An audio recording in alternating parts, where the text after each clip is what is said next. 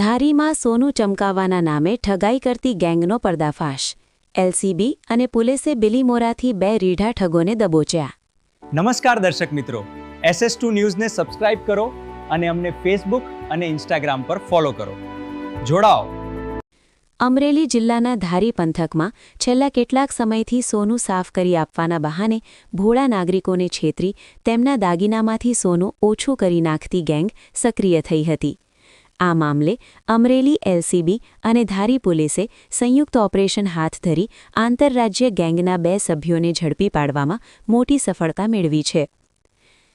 ઘટનાની વિગત મુજબ ધારીની નવી વસાહત વિસ્તારમાં રહેતા એક વેપારી અને ત્રંબકપુર ગામની એક વૃદ્ધ મહિલા પાસે આ ઠગ ટોળકીના સભ્યો પહોંચ્યા હતા. જૂનું સોનું નવું કરી આપીશું અને દાગીના ચમકાવી આપીશું તેવી લાલચ આપી આ શખ્સોએ લોકોનો વિશ્વાસ જીત્યો હતો. વિશ્વાસમાં લીધા બાદ દાગીના સાફ કરવાના બહાને ચોક્કસ કેમિકલનો ઉપયોગ કરી દાગીનામાંથી સોનું ઓગાળીને વજન ઊંચું કરી નાખ્યું હતું અને કિંમતી ધાતુની ચોરી કરી પલાયન થઈ ગયા હતા. આ છેતરપિંડી અંગે ધારી પોલીસ સ્ટેશનમાં ફરિયાદ નોંધાતા જ અમરેલી પોલીસ અધિક્ષકની સૂચનાથી એલસીબી અને સ્થાનિક પોલીસની ટીમો કામે લાગી હતી.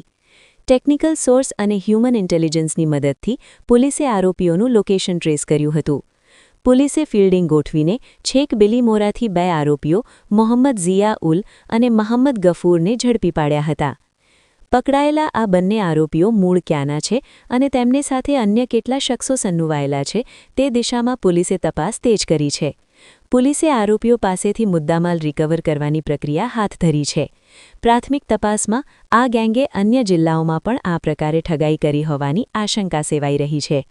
પોલીસની આ કામગીરીથી ધારી પંથકના લોકોએ રાહતનો શ્વાસ લીધો છે, તો બીજી તરફ પોલીસે લોકોને અપીલ કરી છે કે અજાણ્યા વ્યક્તિઓ પાસે દાગીના સાફ કરાવવાની લાલચમાં ન આવવું. Report Farooq Bilakhia, SS2 news, Amreli.